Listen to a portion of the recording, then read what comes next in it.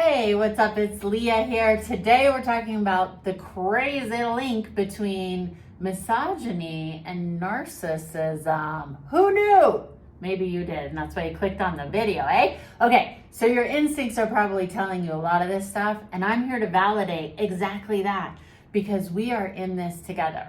But first, let's discuss what is misogyny and narcissism.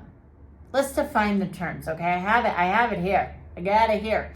Misogyny refers to the hatred, prejudice, or discrimination against women.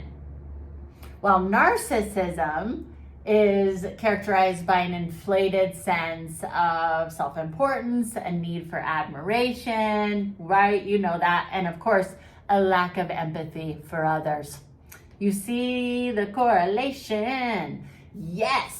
Yes, I'm gonna tell you there is one. Okay, so misogynists have this inflated sense of ego. Narcissists have an inflated sense of ego, and they both want to belittle. If the narcissist can be women, by the way, but today, since we're talking about misogyny and that specifically caters towards men, it can actually be both, because even a female narcissist can hate women. A female narcissist can hate other women, right? So they love themselves, but they hate all other women because they see them as competition, maybe.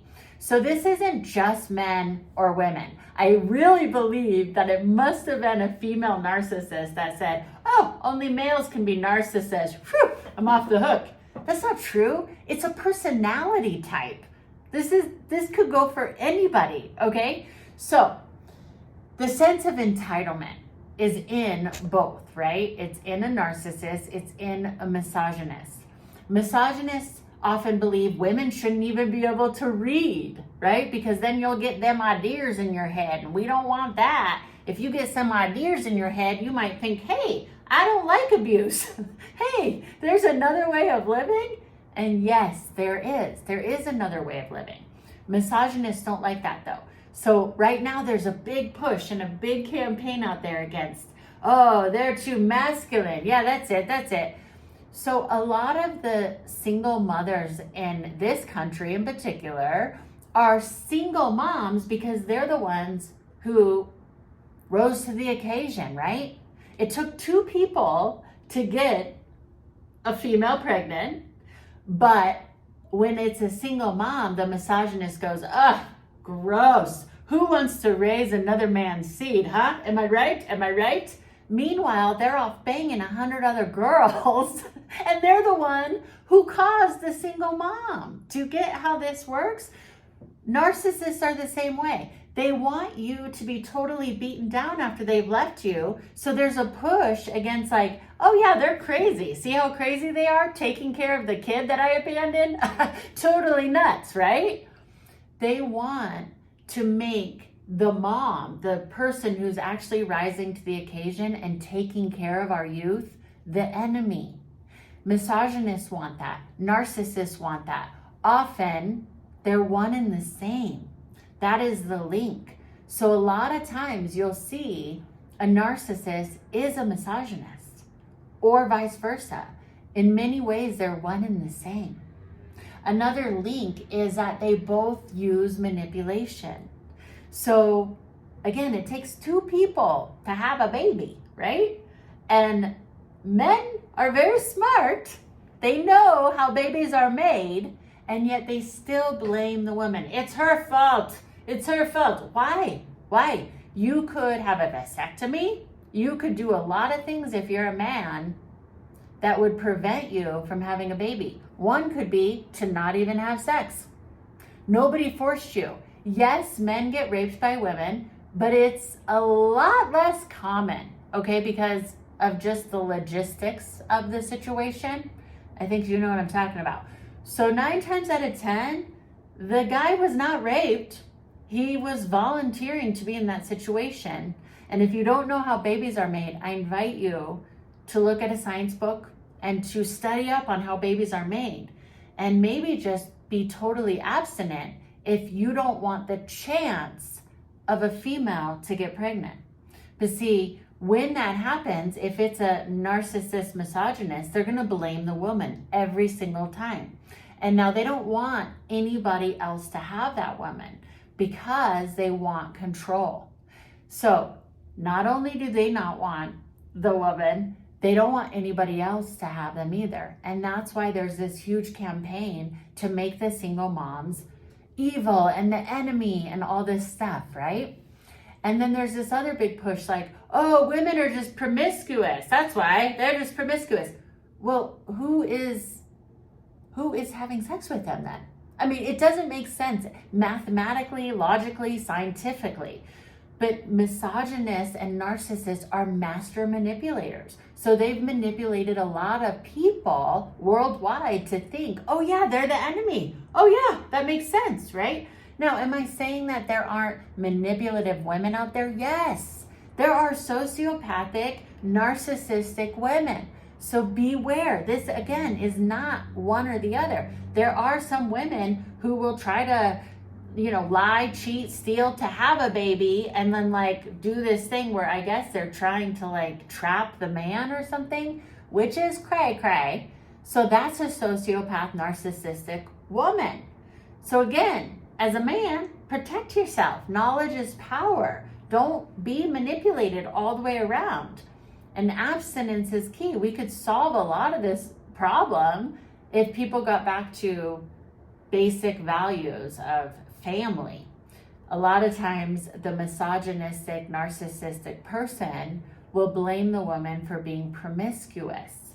And that's the problem. And that's why the family unit is destroyed. But again, it takes two. It takes two people minimum to be promiscuous, right? So you do the math on that one, okay? Okay, moving right along. Narcissists often harbor deep-seated fears of rejection. So therefore, they want to go out and manipulate and cheat first. Because if they're with, say, a female, okay, we're just going to use male and female. I know there's lots of different relationships dynamics. It's really difficult to cover everybody in one video. So you are very smart. I know you are. Otherwise, you wouldn't be watching my channel. You're very smart. So you plug in where you fit, okay? Instead of being like, well, Leah, I like men, or I like girls, or you didn't include me. Just, you figure it out, okay? You're smart. Come on. And if you want to argue with me that you're not smart, that's another video. Okay, so they're going to project onto others how they are. So, for instance, the narcissist male, misogynist male, who is very promiscuous, they're going to project that onto their partner. Oh, you're so promiscuous. And then they're going to run off and cheat, even if you're really stable and loyal. You see the link here? You got it? You got it? And yeah, I know I'll probably get some trolls on here that are like, it's true. A woman's value is no good once she's a single mom. Am I right? Am I right, guys? Misogynist, let me get a hello. Okay. They're saying that, again, because they don't want anybody to step up to the plate because they feel so guilty. It's going to be a really cold day for them when a trustworthy, noble person actually does help to raise their child. They don't want that. And that is sad. We should look at that more. The fact that they can just run off and be without this kid and then blame the mom who's actually taking care of them. How does that even make sense? And then say, I was a victim. She made me have sex. Come on, guys and girls and ladies and gentlemen. You're smarter than that, aren't you? See, I think you're smarter than that. Misogynists and narcissists don't. And that's why there's a big push to just brainwash people into thinking that all women are promiscuous. And if a woman owns a business, then she's too masculine. You dump her quick. You know why a lot of women are very masculine? Is because they have to do the job of a man and a woman.